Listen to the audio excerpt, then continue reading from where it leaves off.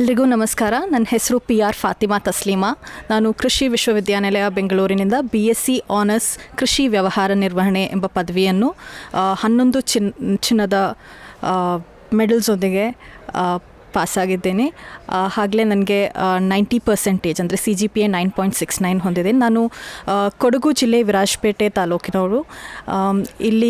ನನಗೆ ಇಲ್ಲಿ ತನಕ ಬರಲು ಎಲ್ಲ ಪ್ರೋತ್ಸಾಹ ನೀಡಿ ನನಗೆ ಹೆಲ್ಪ್ ಮಾಡಿದ ನನ್ನ ಪೇರೆಂಟ್ಸ್ಗೂ ನನ್ನ ಟೀಚರ್ಸ್ಗೂ ಈ ಸಂದರ್ಭದಲ್ಲಿ ತುಂಬ ಧನ್ಯವಾದಗಳನ್ನು ಹೇಳಲು. ಯಾವ ರೀತಿ ಸಪೋರ್ಟಿವ್ ಆಗಿತ್ತು ವಿಶ್ವವಿದ್ಯಾಲಯ ನಿಮಗೆ 11 ಚಿನ್ನದ ಪದಕ ತಗೋಬೇಕು? ಅಂದರೆ ಇಲ್ಲಿ ಬಂದ ಶಿಕ್ಷಕರು ಎಲ್ಲ ರೀತಿ ಸಪೋರ್ಟ್ ಕೊಡ್ತಿದ್ರು. ಯಾವುದೇ ವಿಷಯದಲ್ಲಿ ನಮ್ಗೆ ಏನಾದರೂ ಡೌಟ್ಸ್ ಇದ್ದರೆ ಆಗಲಿ, ಇಲ್ಲ ಯಾವ ಥರ ಕಲಿಸ್ಕೋಬೇಕು, ಬರೀ ಪಾಠ ಪುಸ್ತಕದಿಂದ ಕಲಿಸೋದಲ್ಲದೆ ತುಂಬ ಆ್ಯಕ್ಟಿವಿಟೀಸ್ ನಡೆಸಿ ಕಲಿಸ್ತಿದ್ರು. ನಮಗೆ ಕೃಷಿ ಅಂದರೆ ಗದ್ದೆಗಿಳಿಸಿ ಫೀಲ್ಡಲ್ಲಿ ಕರ್ಕೊಂಡೋಗಿ ಕಳಿಸ್ತಿದ್ರು.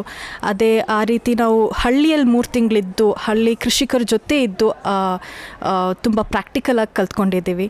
ತುಂಬ ಪ್ರೋತ್ಸಾಹ ನೀಡಿದ್ದಾರೆ. ಈ ಇವಾಗ ಕೃಷಿ ಹೆಂಗೆ ಅಂದರೆ, ಕೃಷಿ ಮಾಡಬೇಕು ಅಂತ ಇವಾಗ ಹಳ್ಳಿ ಕಡೆಯಿಂದ ಬಂದವರು ಮಾತ್ರ ಅಗ್ರಿಕಲ್ಚರ್ ತಗೊತಾರೆ, ಅಥವಾ ಕೃಷಿ ಇವಾಗ ಸಿಟಿಲಿರೋ ಯಾರು ಅಗ್ರಿಕಲ್ಚರ್ ಮಾಡ್ತಾ ಇಲ್ಲ. ಅದ್ರ ಬಗ್ಗೆ ಏನು ಹೇಳ್ತೀರಾ? ಸಿಟಿಯಲ್ಲಿರುವವರು ಈಗ ಅಗ್ರಿಕಲ್ಚರ್ ಮಾಡೋಕ್ಕೆ ಸ್ಟಾರ್ಟ್ ಮಾಡಿದ್ದಾರೆ. ಹಳ್ಳಿಯಿಂದ ಬಂದವ್ರು ಮಾತ್ರ ಅಲ್ಲ. ಈಗ ಮೇನ್ ಅದಕ್ಕೆ ರೀಸನ್ ಇರ್ಬೋದು, ಸಿಟಿಯಲ್ಲಿರೋರಿಗೆ ಜಮೀನು ಇರಲ್ಲ, ತಕ್ಕದಂಗೆ ಜಾಗ ಇರಲ್ಲ ಇದು ಮಾಡೋದಕ್ಕೆ. ಆದರೂ ಕೂಡ ಇವಾಗ ಟೆರೇಸ್ ಫಾರ್ಮಿಂಗ್ ಆಗಿರ್ಬೋದು, ಮನೆಯಲ್ಲಿ ಪಾಟ್ ಫಾರ್ಮಿಂಗ್, ಟೆರೇಸ್ ಫಾರ್ಮಿಂಗ್ ಎಲ್ಲ ತುಂಬ ಹೆಚ್ಚಾಗಿ ಮಾಡೋದು ಕೂಡ ಕಂಡುಬಂದಿದೆ.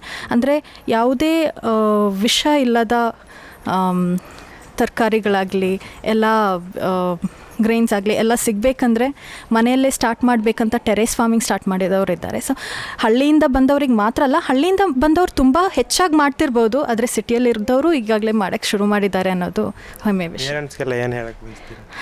ಪೇರೆಂಟ್ಸ್ಗೆ ನಾನು ಎಷ್ಟು ಧನ್ಯವಾದಗಳು ಹೇಳಿದರೂ ಸಾಕಾಗಲ್ಲ. ಅದು ಕೇವಲ ಈ ಡಿಗ್ರಿ ಕೊಟ್ಟಿದ್ದಕ್ಕೋ, ಇಲ್ಲಿ ಓದಲಿಕ್ಕೆ ಅವಕಾಶ ಕೊಟ್ಟಿದ್ದಕ್ಕೋ, ಅಥವಾ ಎಷ್ಟು ಪ್ರೋತ್ಸಾಹ ಮಾಡಿದ್ದಕ್ಕೆ ಮಾತ್ರ ಅಲ್ಲ.